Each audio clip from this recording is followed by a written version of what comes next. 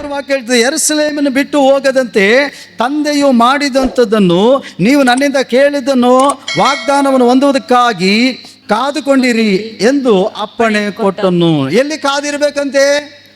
ಯೆರೂಸಲೇಮಿನಲ್ಲಿ. ಯೆರೂಸಲೇಮ್ ಅಂದ್ರೆ ಏನು? ದೇವರ ಸನ್ನಿಧಿ, ದೇವರ ಆಲಯ, ಪ್ರಾರ್ಥನೆ ಸ್ಥಳ. ನೀನು ಪ್ರಾರ್ಥನೆಯಲ್ಲಿ ಕಾದಿದ್ರೆ ಪವಿತ್ರಾತ್ಮ ನಿನ್ನ ತುಂಬಿಸ್ತಾನೆ.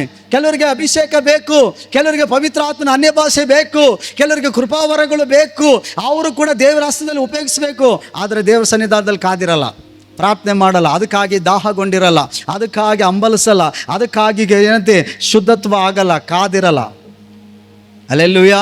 ಆದರೆ ದೇವರ ವಾಕ್ಯ ಹೇಳ್ತದೆ, ದಾಹದಿಂದ ಇರೋರಿಗೆ ಮಾತ್ರ ಆತನ ತುಂಬಿಸೋದು. ನೀನು ಹಿರಿಯರೋ ಕಿರಿಯರೋ ಎಲ್ಲರ ಮೇಲೂ ದೇವರು ತನ್ನ ಆತ್ಮನ ಸುರಿಸೋಕೆ ಇಷ್ಟಪಡ್ತಾನೆ. ನಿನಗೆ ಆ ದಾಹ ಇರಬೇಕು. ನೀನು ಗೋಳಾಡಿ ಕೇಳಬೇಕು, ದೇವರೇ ನನಗೆ ಆ ಪವಿತ್ರ ಆತ್ಮನಿಂದ ತುಂಬಿಸು, ನನಗೆ ಬಲ ಬೇಕು. ನನ್ನಲ್ಲಿ ಅವಾಗವಾಗ ನಂಬಿಕೆಯಲ್ಲಿ ಕುಂದು ಹೋಯ್ತೀನಿ, ಅವಾಗವಾಗ ಸಂದೇಹ ಪಡ್ತೀನಿ, ಅವಾಗವಾಗ ಹಿಂಜರಿದು ಪಾಪದಲ್ಲೋ ಲೋಕದಲ್ಲೋ ಇಷ್ಟ ಬಂದಂಗೆ ಹೋಗ್ಬಿಡ್ತೀನಪ್ಪ ನಿನ್ನ ಹೆಸರನ್ನು ಅವಮಾನ ಪಡಿಸೋಕ್ಕೆ. ದೇವರೇ ನನ್ನಲ್ಲಿ ಪವಿತ್ರಾತ್ಮನ ಬಲ ಬರಲಿ, ಪವಿತ್ರಾತ್ಮನ ಬಲದಿಂದ ನಾನು ತುಂಬಿಸು, ನನಗೆ ಅನ್ಯ ಭಾಷೆ ಅಭಿಷೇಕದಿಂದ ತುಂಬಿಸು ಅಂತ ನಾವು ಕೇಳಬೇಕು. ನೀವು ಕೇಳಬೇಕು. ಹಲ್ಲೆಲೂಯಾ. 8ನೇ ಅಧ್ಯಾಯ. ಆದರೆ ಪವಿತ್ರಾತ್ಮನು ನಿಮ್ಮ ಮೇಲೆ ಬರಲು ನೀವು ಬಲವನ್ನು ಹೊಂದುವಿರಿ. ಏನು ಹೊಂದುತ್ತೀರಂತೆ? ಬಲವನ್ನು ಹೊಂದುತ್ತೀವಿ. ನೀನು ಪವಿತ್ರಾತ್ಮ ನಿಮ್ಮ ಮೇಲೆ ಬರುವಾಗ, ಪವಿತ್ರಾತ್ಮನ ಅಭಿಷೇಕ ನಿನ್ನ ಮೇಲೆ ಬರುವಾಗ ನೀನು ನಂಬಿಕೆಯಲ್ಲಿ ಬಲ ಹೊಂದುತ್ತಿ, ನೀನು ಪರಿಶುದ್ಧದಲ್ಲಿ ಬಲ ಹೊಂದುತ್ತಿ, ನೀನು ಪ್ರಾರ್ಥನೆಯಲ್ಲಿ ಬಲ ಹೊಂದುತ್ತಿ, ನೀನು ವಾಕ್ಯದಲ್ಲಿ ಬಲ ಹೊಂದುತ್ತಿ, ನೀನು ಆತ್ಮಿಕ ಜೀವಿತದಲ್ಲಿ ಬಲ ಹೊಂದುತ್ತಿ. ಹಲ್ಲೆಲೂಯಾ. ಪವಿತ್ರಾತ್ಮನ ಬಲವು ನಮ್ಮೊಳಗಡೆ ಇಲ್ಲ ಅಂದರೆ ನಾವು ಬಲವಾಗಿ ಜೀವಿಸೋಕ್ಕಾಗಲ್ಲ. ಏನಾರು ಒಂದು ಕಷ್ಟ, ಶೋಧನೆ, ಏನಾರು ಒಂದು ಮಾತು ಬಂತು ಅಂದೇಳಿಗೆ ನಂಬಿಕೆಯಲ್ಲಿ ಬಿದ್ದೋಗ್ಬಿಡ್ತೀವಿ, ಇಲ್ಲ ಹಿಂಜರಿದು ಹೋಗ್ಬಿಡ್ತೀವಿ.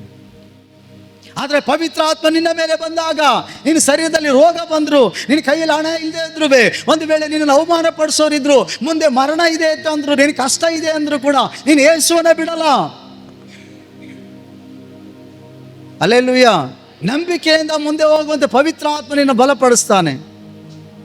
ಅದಕ್ಕೆ ಅಭಿಷೇಕ ಬಹಳ ಮುಖ್ಯ. ದೀಕ್ಷೆ ಸ್ಥಾನ ತಗೊಂಡಿದ್ದೇನೆ, ಮುದುಕುತ್ತರ ಹಂಗೆ ಮೂಲೆಯಲ್ಲಿ ಕೂತಿದೀಯಾ? ಇನ್ನು ಸ್ವಲ್ಪ ದಿನ ಸ್ವಾಮಿ, ಇನ್ನು ಸ್ವಲ್ಪ ದಿನ ನೀನು ಹೇಳಬೇಕು, ಈ ಕೂಟದಲ್ಲಿ ಸ್ವಲ್ಪ ದಿನ ಅಂದರೆ ಕೆಲವು ದಿನ, ಈ ವಾರದಲ್ಲಿ ಅಭಿಷೇಕ ನನ್ನ ಮೇಲೆ ಬರ್ತದೆ. ನಾನೇ ಹೊಂದ್ಕೊಳ್ಳೋದು, ನನ್ನ ಕುಟುಂಬ, ನನ್ನ ಸಭೆನೇ ಹೊಂದ್ಕೊಳ್ಳೋದು. ನಿಮಗೆ ಆ ದಾಹ ಇರಬೇಕು. ಸ್ವಾಮಿ ಇನ್ನು ಸ್ವಲ್ಪ ದಿನ ಅಂತ ಹೇಳಿದೆಯಲ್ಲ, ಇವತ್ತು ಪ್ರಸಂಗ ಮುಗಿಯುವಾಗಲೇ ನಾನು ತುಂಬಿಸ್ತೀಯಪ್ಪ, ನಿನ್ನ ನಂಬಿಕೆ ಆಗಿರ್ಬೇಕು. ಹಲ್ಲೆಲೂಯಾ. ಅದಕ್ಕೆ ಸ್ವಾಮಿ ಹೇಳ್ತಾರೆ, ನೀವು ಯೆರೂಸಲೇಮನ್ನು ಬಿಟ್ಟು ಹೋಗದಂತೆ ಆದರೆ ಪವಿತ್ರ ಆತ್ಮ ನಿಮ್ಮ ಮೇಲೆ ಬರಲು, ಹಲ್ಲೆಲೂಯಾ, ನೀವು ಬಲವನ್ನು ಹೊಂದುತ್ತೀರಿ. ನೋಡಿ, 120 ಜನ, ಎಷ್ಟು ಜನ? 120 ಜನ ಈಗೇನಾಗಿದ್ದಾರೆ? ಅವರೆಲ್ಲರೂ ಏಕ ಮನಸ್ಸಿನಿಂದ ಬಂದು ಸ್ವಾಮಿಯಿಂದ ಕೇಳಿದ ಮಾತನ್ನ, ಆ ವಾಗ್ದಾನ ಹೊಂದ್ಕೊಳ್ಳೋಕ್ಕೋಸ್ಕರ ಆ ಮೇಲ್ಮನೆಯಲ್ಲಿ ಕುಳಿತುಕೊಂಡು ಪ್ರಾರ್ಥಿಸ್ತಾ ಇದ್ದಾರೆ. ಎಷ್ಟು ಜನ? 15ನೇ ವಚನ, 15ನೇ ವಚನ. ಅದೇ ದಿವಸದಲ್ಲಿ ಸುಮಾರು 120 ಮಂದಿ ಸಹೋದರರು ಕೂಡಿ ಬಂದಿರಲಾಗಿ ಪೇತ್ರನು ಅವರ ಮಧ್ಯದಲ್ಲಿ ಎದ್ದು ನಿಂತು ಈಗಂದನು. ಎಷ್ಟು ಜನ ಇದ್ದಾರಂತೆ? 120 ಜನ. ಪವಿತ್ರಾತ್ಮನ ಅಭಿಷೇಕ ಹೊಂದ್ಕೊಳ್ಬೇಕಾದ್ರೆ ಏಕ ಮನಸ್ಸಿರಬೇಕು. ಇಲ್ಲಿ ನೋಡಿ, 120 ಜನ ಒಮ್ಮನಸ್ಸಲ್ಲಿ ಇರೋಕ್ಕಾಗ್ತದ? ಒಬ್ಬೊಬ್ಬರು ಒಂದೊಂದು ದಿಕ್ಕು. ಮನೇಲಿ 4 ಜನ ಇದ್ರೆ ಸಾಕು, ತಂದೆ ತಾಯಿ 2 ಮಕ್ಕಳಿದ್ರೆ ಸಾಕು, ಅಮ್ಮಂದೊಂದು ದಿಕ್ಕು, ಮಗಳದೊಂದು ದಿಕ್ಕು, ಅಪ್ಪಂದೊಂದು ದಿಕ್ಕು, ಮಗಂದೊಂದು ದಿಕ್ಕು. ನೀನು ಹೇಳ್ದಂಗೆ ನಾನು ಮಾಡಲ್ಲ, ನಾನು ಹೇಳ್ದಂಗೆ ನೀನು ಕೇಳಲ್ಲ. ಒಮ್ಮನಸ್ಸೇ ಇರೋಕ್ಕಿಲ್ಲ ಮನೆಯಲ್ಲಿ. ಆ ಮನೆಯಲ್ಲಿ ಹೆಂಗೆ ದೇವ್ರ ಕಾರ್ಯ ಮಾಡ್ತಾನೆ? ಹಲ್ಲೆಲೂಯಾ. ನೀನು ಏಕಾಗ್ರತೆಯಲ್ಲಿ ದೇವರಿಗೆ ಸಂಪೂರ್ಣ ಸಮರ್ಪಿಸಿ ಆ ಉದ್ದೇಶ ಉಳ್ಳವರಾಗಿ ನಾನು ಆ ಪವಿತ್ರಾತ್ಮನ ಹೊಂದಲೇಬೇಕು, ಆ ಬಲ ನಾನು ಹೊಂದ್ಕೋಬೇಕು ಅಂತೇಳಿ ಏಕಾಗ್ರತೆಯಲ್ಲಿ ದೇವರ ಸಮ್ಮುಖದಲ್ಲಿ ಕುಳಿತುಕೊಂಡು ಪ್ರಾರ್ಥಿಸಿದ್ರೆ, ಸಭೆಯವರಾಗಿ ಒಟ್ಟಾಗಿ ಕುಳಿತು ಪ್ರಾರ್ಥಿಸುವಾಗ ಆತನು ಏಕ ಮನಸ್ಸಾಗಿ ಕೂಡಿದಂಥ ಸಭೆ ಮೇಲೆ ಇಳಿದು ಬರ್ತಾನೆ. ಏಕ ಮನಸ್ಸಿಂದ ಪ್ರಾರ್ಥನೆ ಮಾಡುವ ಒಬ್ಬೊಬ್ಬರ ಮೇಲೆ ಇಳಿದು ಬರ್ತಾನೆ, ಕುಟುಂಬಗಳ ಮೇಲೆ ಇಳಿದು ಬರ್ತಾನೆ. ಏಕ ಮನಸ್ಸಿಲ್ಲ ಅಂದರೆ ಬರೋಕ್ಕಿಲ್ಲ. ಅದಕ್ಕೆ ಅಲ್ಲಿ ವಾಕ್ಯ ಏನು ಹೇಳ್ತದೆ? ಅದೇ ದಿವಸ ಅಂದರೆ ಸುಮಾರು 120 ಮಂದಿ ಸಹೋದರರು ಕೂಡಿ ಬಂದಿರಲಾಗಿ ಅವರೆಲ್ಲರೂ, 2ನೇ ಅಧ್ಯಾಯ 1ನೇ ವಚನದಲ್ಲಿ ಹೇಳಿ, ಪಂಚಶತಮ ದಿನದ ಹಬ್ಬವು ಬಂದಿರಲಾಗಿ ಅವರೆಲ್ಲರೂ ಏಕ ಮನಸ್ಸಿನಿಂದ ಒಂದೇ ಸ್ಥಳದಲ್ಲಿ ಕೂಡಿದ್ದರು. ಒಂದೇ ಸ್ಥಳದಲ್ಲಿ 120 ಮಂದಿ. ನಾನು ಆಲೋಚನೆ ಮಾಡ್ತೀನಿ, ಆ 120 ಮಂದಿ ಹೆಂಗಪ್ಪ ಇದ್ರು ಮೇಲ್ಗಡೆ ಮನೆಯಲ್ಲಿ.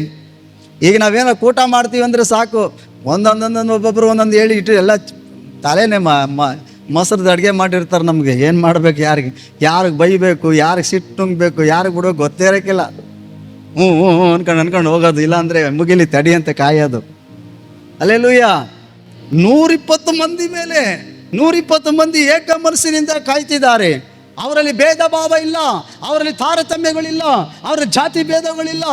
ನಾನು ಹೆಚ್ಚು, ನಾನು ಸೀನಿಯರ್, ನಾನು ಜೂನಿಯರ್, ನಾನು ಲೀಡರ್, ನಾನು ಯೇಸ್ವಾಮಿ ಜೊತೆ ಇದ್ದವನು, ಇವೇನೂ ಇಲ್ಲ. ಒಮ್ಮನಸ್ಸಿನಿಂದ ಕೂಡಿದ್ದಾರೆ ಅವರು. ನಿನಗೆ ಒಮ್ಮನಸ್ಸಿರಬೇಕು. ನಮಗೆ ಸೇವೆಯಲ್ಲಿ ನಾವು ಒಮ್ಮನಸ್ಸಿರಬೇಕು.